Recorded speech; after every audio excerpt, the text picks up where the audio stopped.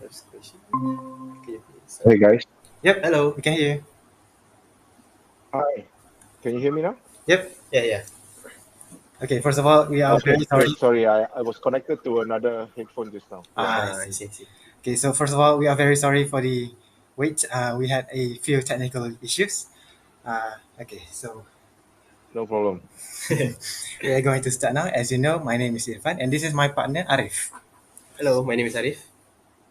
Hi Arif. Hello. So we are conducting this interview to investigate intercultural communication conflicts due to verbal and non-verbal communication. And for your information, this interview will be recorded. Okay. Okay, so before we move on to our first Okay. questions of the interview, can you please tell us a bit about yourself? Sure. So my name is Simon. And first of all, thank you for inviting me to this interview. I'm glad to be able to support your request. Yes. Thank you. What else? I have been working for more than 20 plus years in the management field, and I have quite a decent exposure with various cultures within the workplace environment. Mm. Mhm. CFC. So thank you. So getting into the first question, have you ever heard of intercultural communication? Not specifically with the two words combined like that, right? But I did look it up on Google since you have shared it with me this morning. Yes. So based on my understanding, I think the definition is pretty much, um, you know, the difference in communication between a few cultures interacting with each other. Hmm. That's pretty. That's So, but please feel free to correct me if my understanding is wrong. Don't worry, don't worry. Your understanding of the intercultural communication terms is correct. Yeah. So Okay, in cool. this phrase, intercultural communications briefly means interactions between people from different cultural backgrounds. That's the simplest terms for everyone to understand. Okay. Okay, moving on to the next question. What are Yeah, your experiences in interacting with people from different cultures?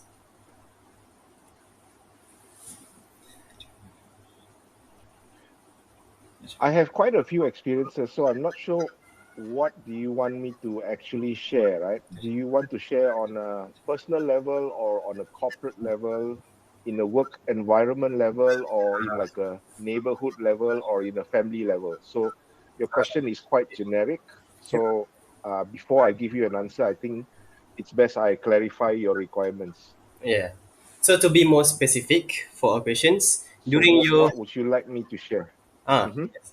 During your whole mm-hmm. career, I'm sure that you meet countless people with different culture. So can you please Okay. tell me about your experience in interacting with Yes. them in any other circumstances? Sure. Okay, thank you. That's much clearer. So when you say career, I will focus on my interactions between these cultures during my workplace, right? So I've worked for more than 20 years, and my experience working with different cultures are quite elaborate because I've been working in multinational companies. Hmm. So I have experience working with Americans, Oh. Australians, New Zealanders, Vietnamese, Thai, Indonesian, Canadians. Where else? Singaporeans, of course, Filipinos. Pretty much a global environment. So maybe I can talk about something that uh, I see more regularly. For example, I have a team of, I used to have a team of Filipinos and Thais working with me. I also have a team of Singaporeans who I work with uh, on a regular basis. Hmm. So there's definitely a difference in the way they communicate with each other, and the type of food that they eat, and also the verbal and non-verbal communication that they express uh, during working hours. Hmm. So that's What very else do you want to know? Yes, from what I hear, you are very well experienced. That's good to hear. Okay, so thank you for the Mhm. explanation. Moving on to our questions, which is from your experience, have you ever encountered any conflict that may happen due to verbal and non-verbal differences? Like you were saying, you have met with Philippine, Vietnamese, and all sort of cultures. Have you ever had any conflict with them in terms of verbal or non-verbal? Hmm. Sure. So I have personally not encountered a conflict, Mm. maybe because of my extensive experience dealing with colleagues and employees of different cultures. Mm. However, for the purpose of your question, maybe I can share an example of what I remembered as a conflict when I saw what I saw in the office some time ago. And this is between a Malaysian Mm-hmm. and a Filipino, Mm. right? And it happened in the office pantry, so Oh. where we have lunch normally, right? Right. So the Filipino employee brought some food to the office for lunch, right? And that employee, whether knowingly or unknowingly, just went to the microwave to heat up the food. Mm. However, I noticed that the Malaysian employee actually reminded the Filipino employee that they should be using a different microwave because of their food may not be halal, Ah. right? Ah, And true enough, the food was not halal, and the employee from the Philippines was not conscious and was not aware that there is such a sensitivity or difference because this particular Philippine employee just came to Malaysia maybe 1 or 2 weeks ago. So, from a cultural perspective and a sensitivity perspective, this employee was not aware. So it wasn't a big conflict. It was just a moment where uh, awareness was created. Mm. Mm.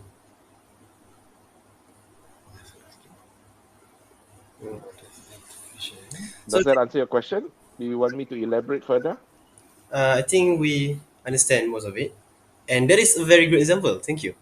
That is very explains a lot about intercultural communication conflict that happened. Okay. okay. So when you saw that conflict, did you took any approaches in order to solve the conflict?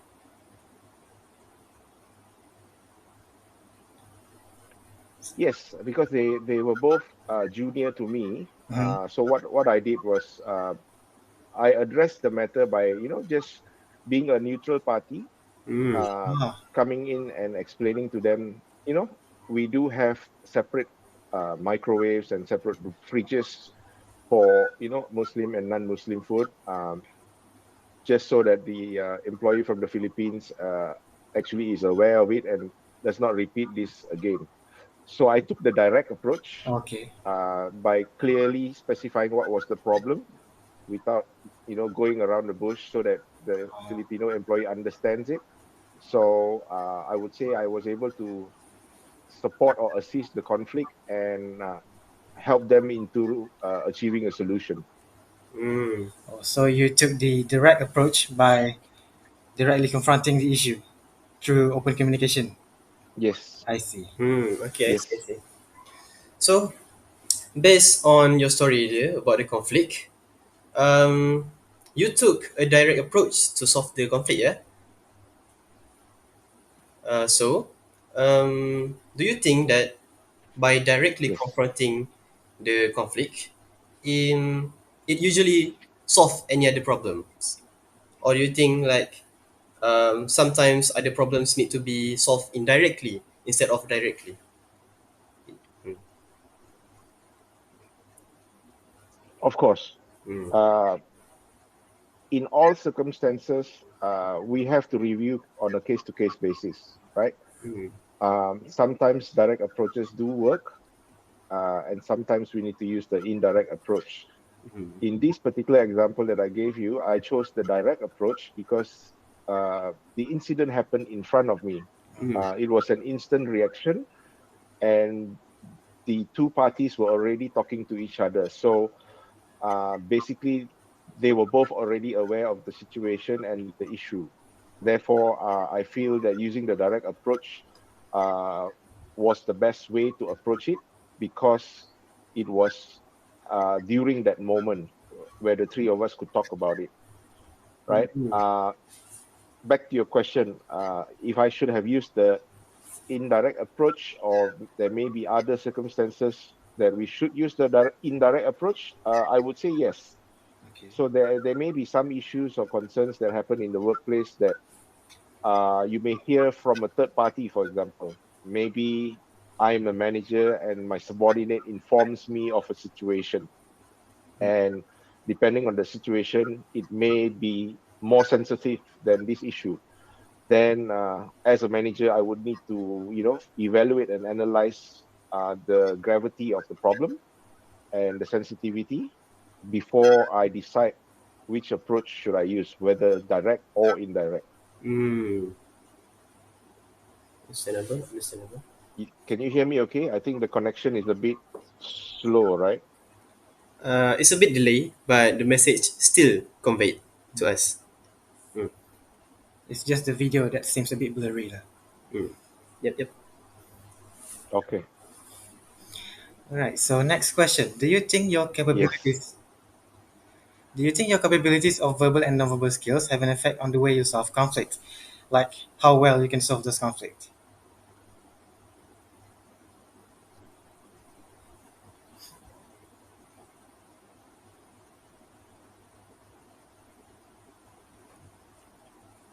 Of course. Verbal and non-verbal uh, communication plays a big role in solving any conflicts. So, for example, making sure that you have the right eye contact, like how we are doing right now, Mm.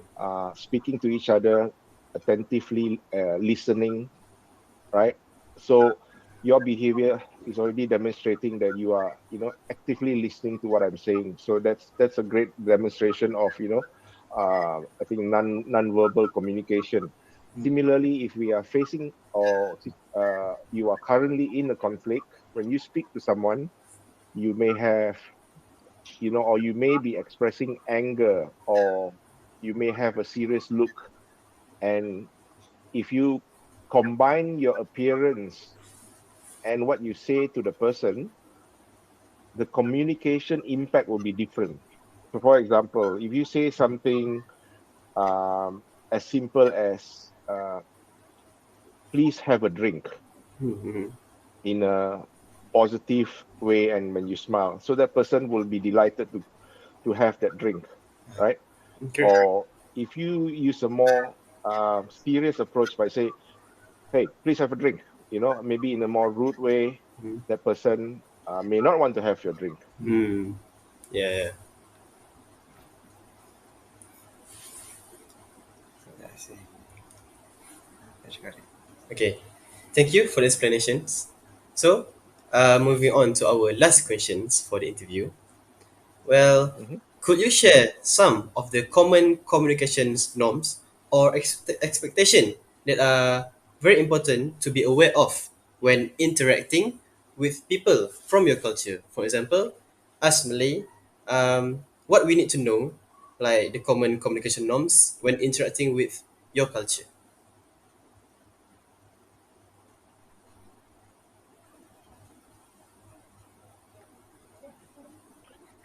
Okay, so Irfan, I'm not sure if you notice, I think you may already know this. I'm of a mixed culture, right? Yep. Mm. So my mom is Chinese Mm. and my father is Indian. Yep. Yeah. I'm fully aware of that. So that's already a combination of two cultures, Mm. right? Yep. And yeah, so I like to better understand, what do you need from this question? What is your intended answer that you want from me? Is it between Chinese and Indian, or is it between Chinese Indian to a Malay, or is it between Malaysian and a non-Malaysian? Um, so what we intend to ask, To be more specific, like what us Malay need to be well aware of the culture of Chinese culture in terms of the communication norms.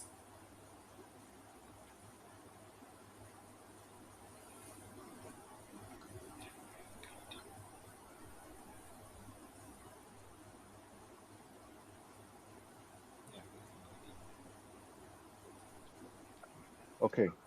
So your question is leaning towards Chinese culture. Yeah, Okay. correct. So, well, I guess it's the perfect time to ask this question now, since it's Chinese New Year now, right? Mm-hmm. Um, so I think one of the things that, as Malays, if you have grown up in Malaysia, you would have been exposed to, Chinese and Indian cultures from a very young age, Yeah, right? correct. And all these are being taught in school. So I think, um, for a non-Chinese, whether it's an Indian or a Malay, I think it's important to understand the culture and the beliefs and the practices, and the way of life, right?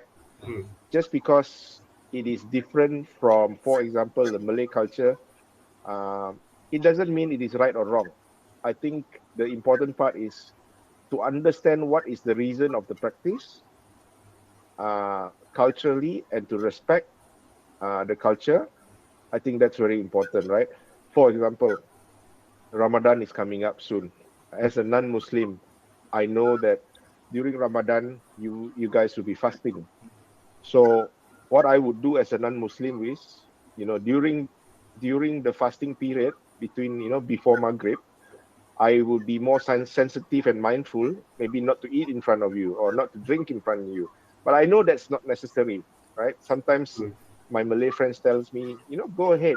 Um, if you drink and eat in front of us, and if um, we can avoid the temptation, we are stronger as a Muslim. So I know that too. So I guess it's all about getting a good understanding of each other's culture, religion, and belief.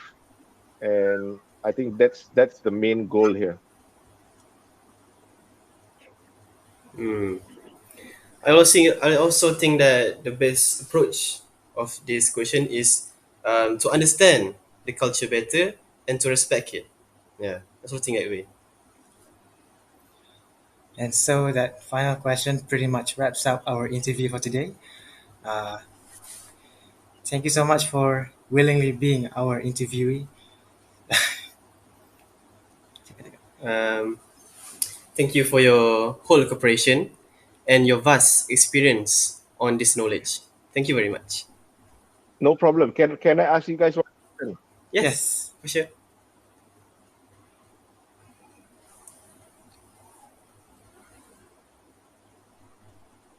What is this?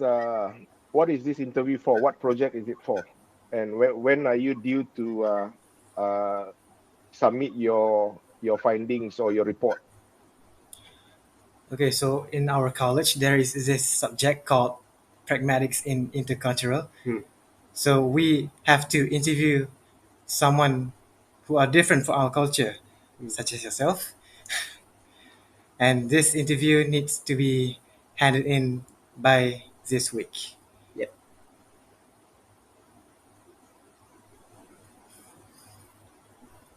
So that's all for the interview. Okay. So I hope that was able to support Yes, this Yeah. project. yes.